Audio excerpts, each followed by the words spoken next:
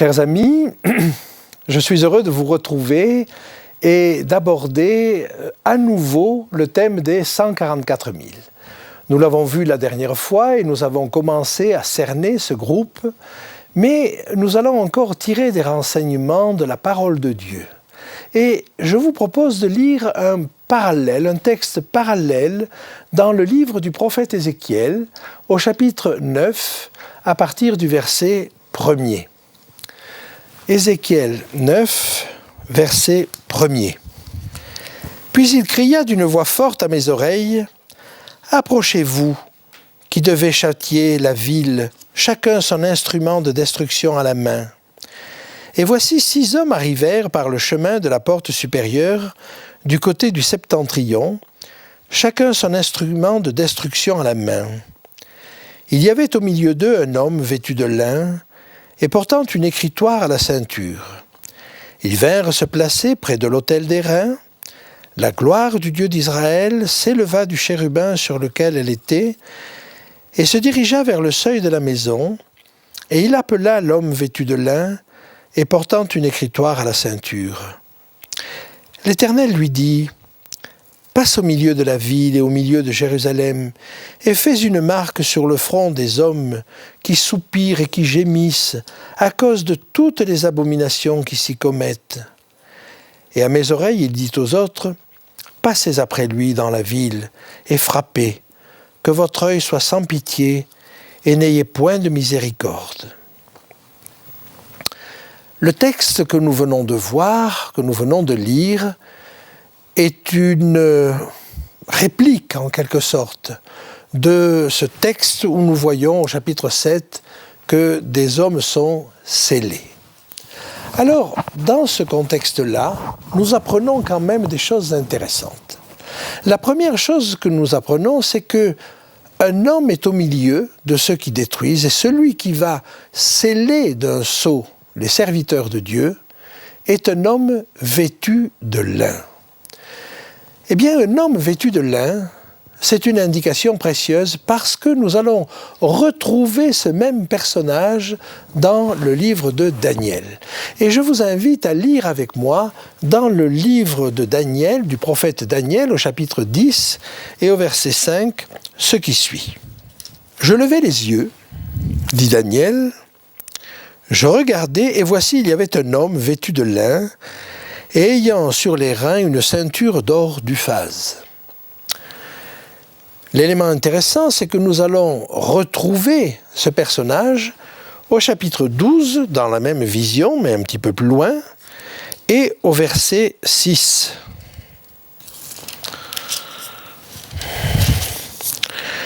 L'un d'eux dit à l'homme vêtu de lin, qui se tenait au-dessus des eaux du fleuve, « Quand sera la fin de ces prodiges ?»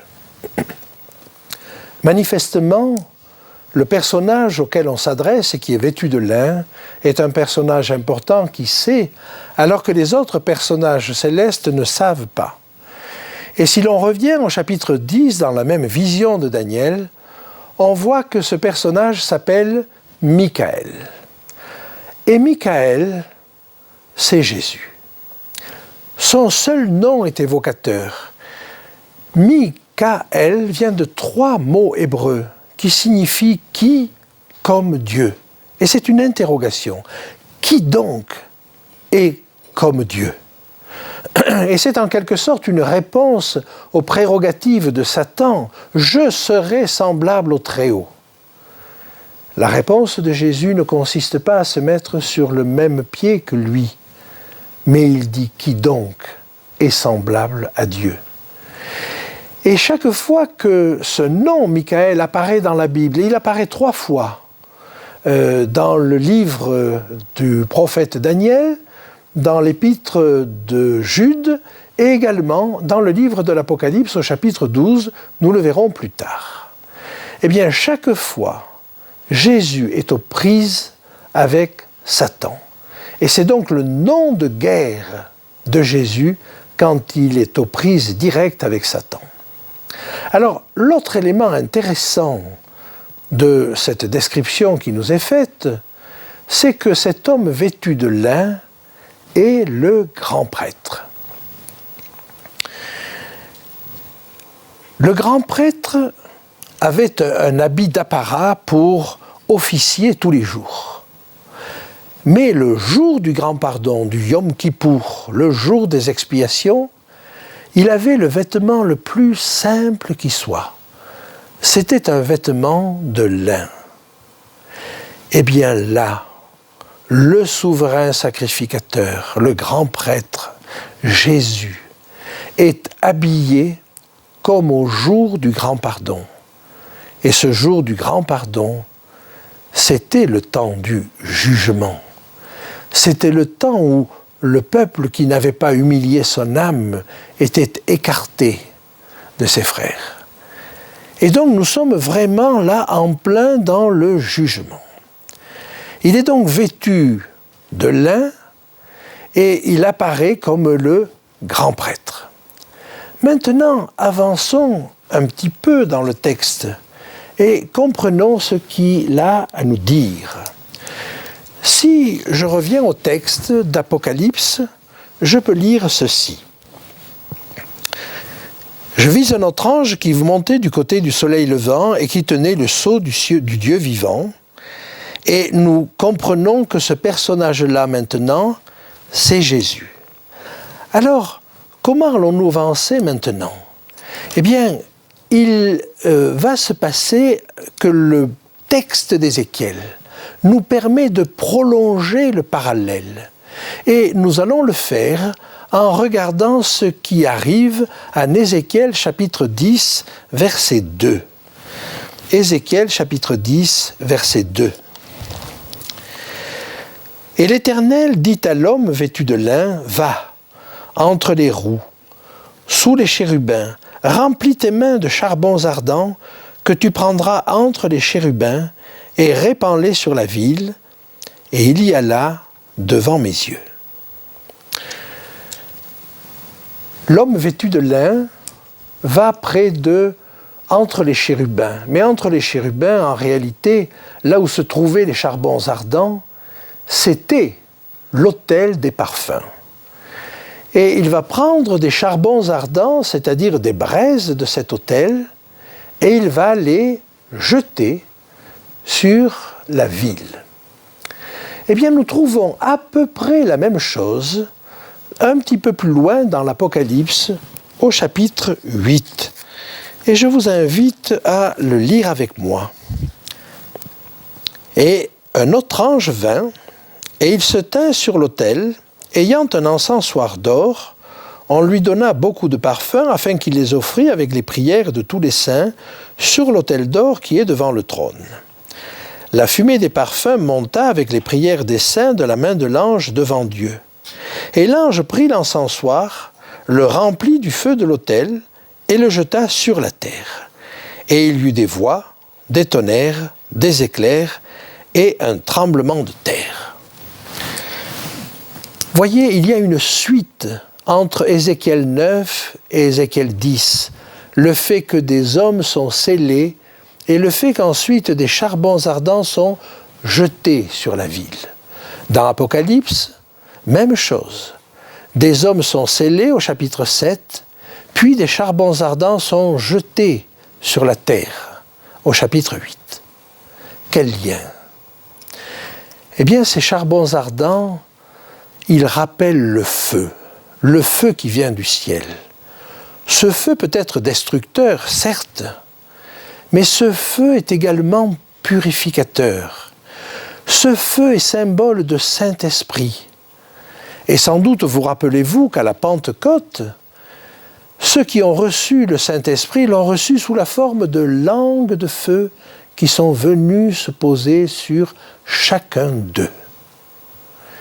Il y a donc là aussi une évocation de cette pluie de l'Esprit. Et dans Ézéchiel, dans le livre du prophète Ézéchiel, comme dans le livre de l'Apocalypse, c'est une évocation de l'Esprit Saint. Et vous voyez que nous retrouvons l'idée que nous avions déjà trouvée chez le prophète Joël d'une pluie de l'Esprit.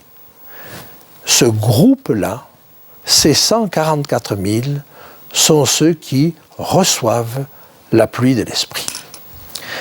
Alors, j'aimerais que nous allions maintenant un petit peu plus loin et j'aimerais que nous avancions sur la liste qui nous est donnée, sur les 12 tribus qui composent à ce moment-là le peuple d'Israël.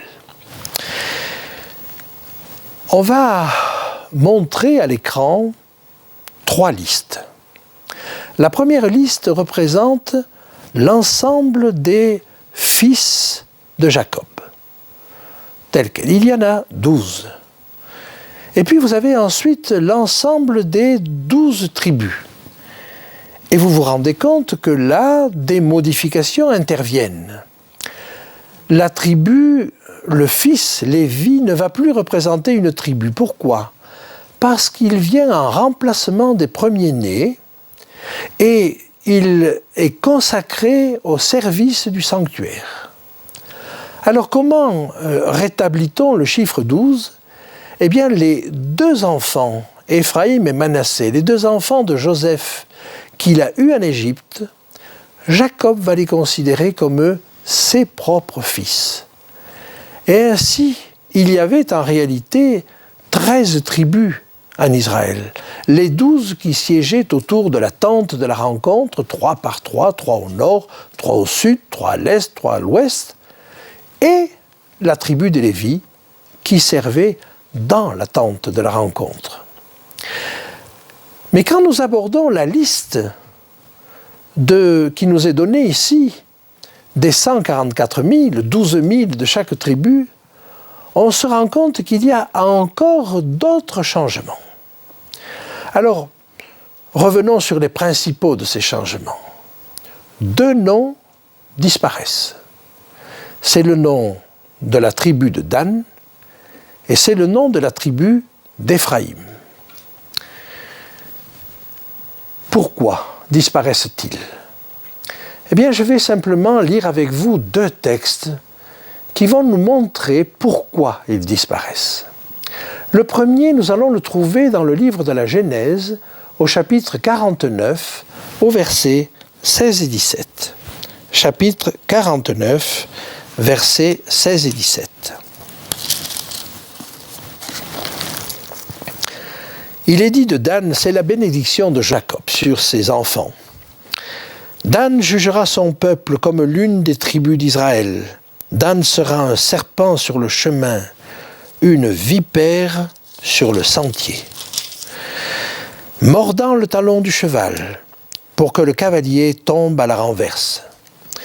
Il faut reconnaître qu'une telle description ne prédispose pas à rester dans le peuple d'Israël. Mais Dan va faire plus que cela. Dan, à un moment donné, mécontent du territoire qu'on lui a donné, va chercher un territoire en lisière d'Israël, mais hors d'Israël. Et une fois qu'il aura jeté son dévolu sur ce territoire, il va surgir comme un lion et il va passer tout le monde au fil de l'épée. Et il va occuper ce territoire. Mais ce territoire, il est hors du territoire qu'on lui avait donné. Et il est même hors d'Israël. Dan s'est placé lui-même hors du peuple d'Israël. Pour le second, je vous invite à regarder pourquoi Éphraïm, lui non plus, n'est pas dans ce texte-là. Et ceci, nous allons le trouver dans le livre du prophète Ésaïe, au chapitre 7 et au verset 17. Ésaïe, chapitre 7, verset 17. L'Éternel fera venir sur toi, sur ton peuple et sur la maison de ton père des jours tels qu'il n'y en a point eu, depuis le jour où Éphraïm s'est séparé de Juda. Oui, un jour Éphraïm a entraîné à sa suite 10 tribus pour se séparer de la tribu de Juda. Et il a formé ainsi un royaume. Et pendant longtemps, on a parlé du royaume du nord et du royaume du sud, Éphraïm étant le royaume du nord et Juda le royaume du sud. Lui aussi s'est coupé d'Israël. Eh bien, je crois que c'est une indication pour nous dire que ceux qui ne seront pas dans les 144 000, ce sont ceux qui se seront coupés d'Israël, qui se seront coupés de son peuple. Avançons maintenant, si vous le voulez bien, et on peut se demander pourquoi on utilise ce terme de ce nombre de 144 000. Certains le prennent de manière littérale, mais je crois qu'il faut y voir autre chose, car enfin, si ce peuple représente une phalange particulière d'élus, pourquoi seraient-ils tous juifs? Et puis si on veut être tout à fait littéral, la plupart des Juifs, même à l'heure actuelle, ne connaissent pas leur origine et leur tribu d'origine. Je crois donc qu'il faut voir là quelque chose de symbolique. Et il me semble qu'on va avoir des confirmations de cela. Mais alors pourquoi utiliser ces 144 000 ? Eh bien, je vous invite à lire en un verset une indication sur l'organisation du peuple d'Israël à l'époque. Et ceci, vous allez le trouver dans Exode, au chapitre 18 et au verset 21. Exode 18, 21. Le beau-père de Moïse, Jéthro, va lui dire les choses suivantes. « Choisis parmi tout le peuple des hommes capables, craignant Dieu, des hommes intègres, ennemis de la cupidité.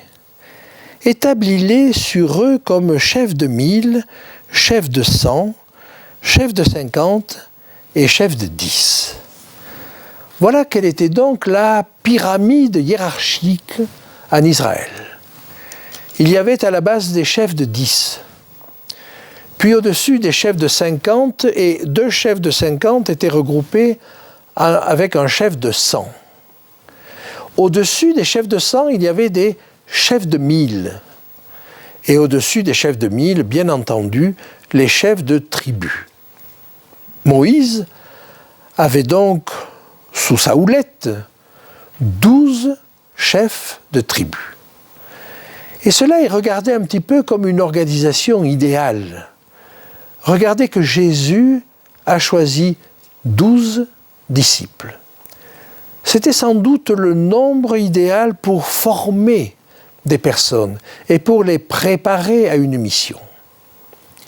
Mais si nous descendons encore d'un cran, l'idéal aurait été que chaque chef de tribu ait sous ses ordres 12 chefs de 1000.